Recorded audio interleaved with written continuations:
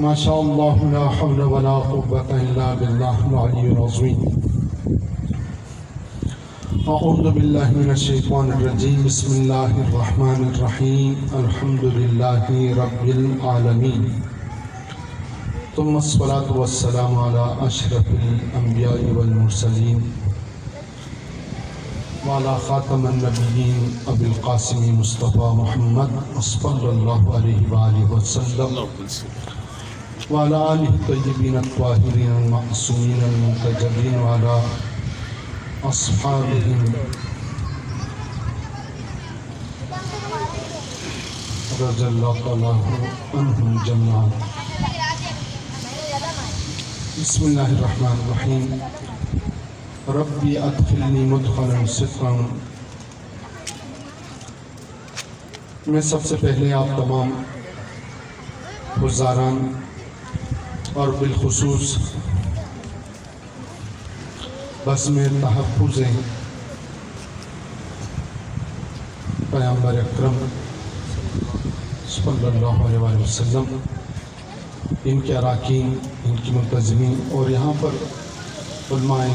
محترم ناصر صاحب نے بہت خوبصورت انداز میں کما حقہ تبلیغ، اور بالخصوص شبیر عثمانی صاحب نے تو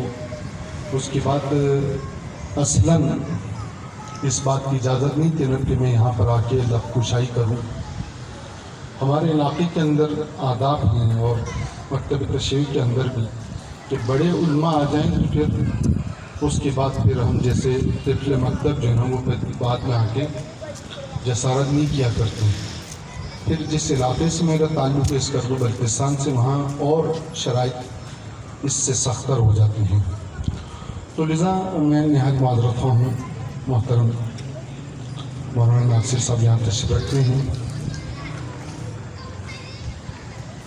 میں نے آپ کے سامنے قرآن مجید کی تلاوت کی جس میں ارشاد ہو رہا ہے ربی ادخلنی مدخلا صدقا، کہ پروردگار مجھے داخل کر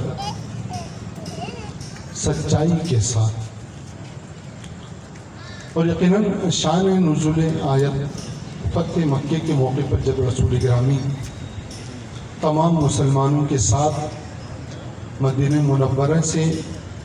مکہ مکرمہ میں داخل ہوئے تو اس موقع پر ان آیات کی تلاوت کرتے ہوئے پروردگار نے وہ عظمت اور شان اور شوکت رسول پاک کو عطا کی کہ جس کے نتیجے میں جس مکے سے تمام تر پریشانیوں اور آزار رسانی کے ساتھ پیغمبر مجبور ہوئے مکے کو ترک کر کے یثرب مدینہ کی طرف جائیں، اللہ نے شان اور شوکت دبدبے کے ساتھ اسی مکے کے اندر اس حالت میں کہ مکے کے لوگ ڈرتے رہیں، ان کو خوف ہوتا رہا کہ اب محمد جو ہیں وہ ہم سے بدلہ لیں گے، انتقام لیں گے. لیکن پیغمبر گرامی تشریف لے کر کے آئیں کہ یہ آج یوم المرحمہ ہے، کہ وہ دن ہے کہ جس میں سب کو عفو و بخشش ہوگی، سب کو معاف کر دیا جائے گا. وہ کیوں نہ ہوں، اس لیے کہ نا پیغمبر گرامی رحمت للعالمین بنا کر بھیجے گئے ہیں، اگرچہ سب سے آخر میں بھیجے ہیں، لیکن حدیث قدسی ہے کہ اس پوری کائنات کو تمام چیزیں ایک پیغمبر گرامی آپ کی ذات مقدس کے لیے ہم نے خلق کی ہیں. تو لذا آج کے دن تاریخی حوالے سے نواسِ رسول سبط اکبر امام حسن مجتبیٰ علیہ السلام کی ولادت کا دن بھی ہے. اور پروردگار نے اس خاندان میں عصمت و طہارت کو جہاں فاطمہ جیسی بیٹی عطا کر کے کفار کے منہ پر ایک ایسا تالا لگا دیا اور ان کی نسل اور ذریت کو ایسی اختر قرار دینا کہ آج پیغمبر کی ذات سے منسوب ان کی اولاد آپ کو دنیا جہاں بھی دکھائی دیتی ہے، لیکن ان کے دشمنوں کی اولاد کی نسبت کہیں پر بھی دکھائی نہیں دیتی. اور پھر وہی سلسلہ چلتا رہا. پھر اس پر بھی اعتراض ہوا کہ بھی بیٹی سے کس طریقے سے سلسلہ چلے گا. تو پروردگار نے آج نواسِ اکبر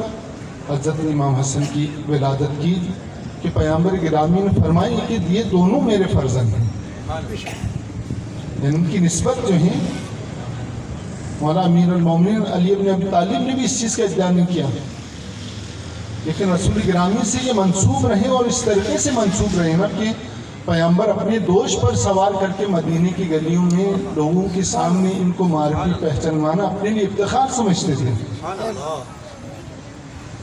تو وہ افراد جو اپنے ذہن کے اندر رسول گرامی کی ایک شان اور شوکت کو ذہن میں رکھتے تھے، پیغمبر نے اپنے عمل سے بتایا، دیکھو جس پیغمبر کی عزت اور اکرام تمہارے دل میں ہے، محبت تمہارے دل میں ہے، وہ پیغمبر بھی ان نوازوں سے محبت کرتا ہے۔ اور یقیناً قرآن کی آیت ہے نا کہ پیغمبر گرامی اپنے خواہش سے کچھ نہیں کرتے ہیں، وہ اگر گفتگو بھی کرتے ہیں، زبان بھی ہلاتے ہیں، تو وہی خدا اللہ کے اذن سے زبان کھولتے ہیں۔ تو یہ کیسے ہو سکتا ہے نا کہ جہاں گفتگو نہیں کرتے وہاں عمل اور کردار خدا نہ خاصہ خدا کی مشیت کے خلاف ہو، یہ تصور نہیں ہو سکتا۔ اور یہاں پر بڑی اچھی بات کہ واقعاً علماء اہل سنت زندہ باد کے نعرے مولانا ناصر صاحب نے لگائے،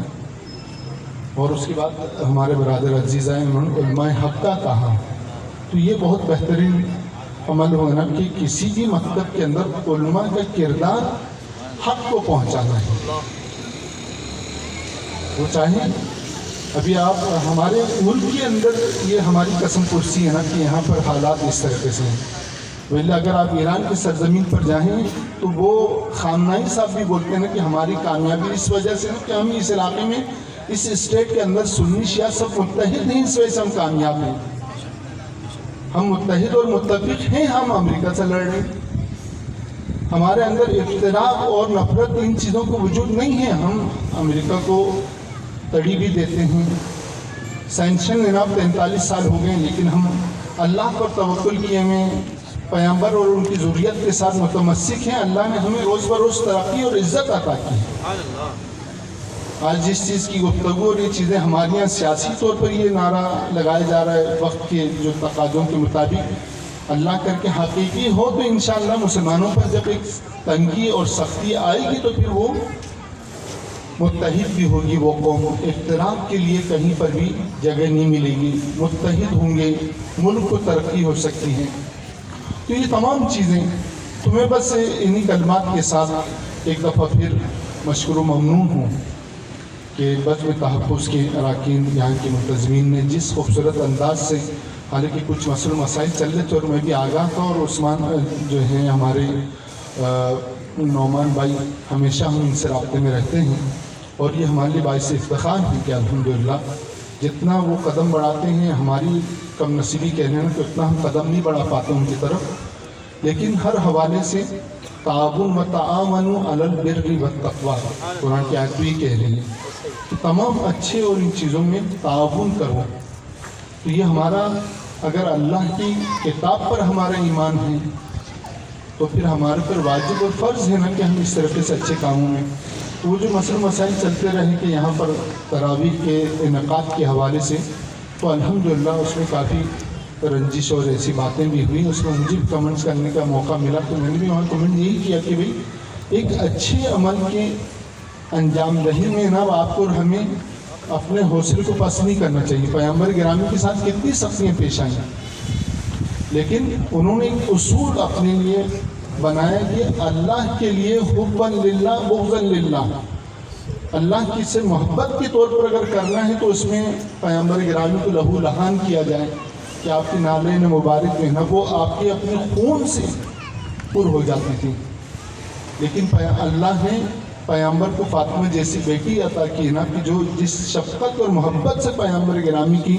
خدمت کرتی نا کہ رسول گرامی کے لب اس طریقے سے گویا آتے ہیں، ام ابیہا، اے بابا کی ماں فاطمہ الزہرا۔ ہمارے افتخار ہے الحمدللہ کہ ایسی زبان آپ کی اور ہمارے درمیان میں پروردگار نے وسیلہ بنا کر ہمارے لیے بھیجا ہے، بس یہ کہ اللہ مسلمانوں کو فکر اور فکر کے ساتھ ساتھ جو ہے شعور اور ایمان کی طاقت کی ہمیں معرفت عطا فرمائیں، اتحاد کی جو فضیلت ہیں، اتحاد میں جو فائدے ہیں اس کی بھی ہمیں جو ہے نا پروردگار یہ توفیق عطا کرے نا کہ اس سلسلے میں ہماری معرفت بڑھ جائے۔ تو میں نہایت مشکور و ممنون ہوں اور بہت بہت شکریہ بارگاہ خدا مندی دعا ہے کہ پروردگار اپنی حبیب کے صدقے، ان کے اہل بیت کے صدقے،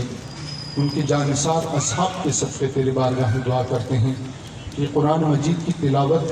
تراویح اور عبادت کی صورت میں ہوتی رہی، ہمیں اس پر صحیح طریقے سے کاربند ہونے اور قرآن مجید کو سمجھنے، اس سے انس پیدا کرنے کی ہمیں توفیق عطا فرمائیں، اور یہ تمام سلسلے جو آپ اور ہم انجام دے رہے ہیں محض رضایت خدا کے لیے انجام دیا ہو، پروردگار قبول و منظور فرمائیں، اور اس کی برکت سے ہماری زندگی کے اندر جو ہم چاہتے ہیں برکت، خدا اپنی مشیت سے ہماری زندگی میں بہت ساری برکت عطا کرتا ہے، لیکن جو پروردگار کی نگاہ میں برکت ہے، پروردگار تیرے بارگاہ ہم دعا کرتے ہیں ہماری زندگی میں برکت عطا فرما، قرآن کی برکت سے ہماری بصیرت اور بصارت دونوں کو شفا عطا فرما، پروردگار جب تک دنیا میں ہے قرآن مجید سے متمسک رہ کر کے تمام آفات بلیات سماوی عرضی سے حفاظت عطا فرما،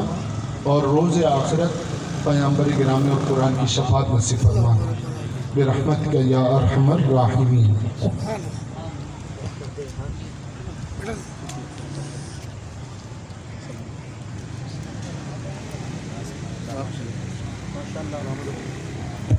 ماشاءاللہ یہ تھے فرزند جناب حضرت علامہ مرزا یوسف صاحب مولانا زاہد حسین ہاشمی صاحب۔ میں بہت ہی ممنون و مشکور ہوں کہ حضرت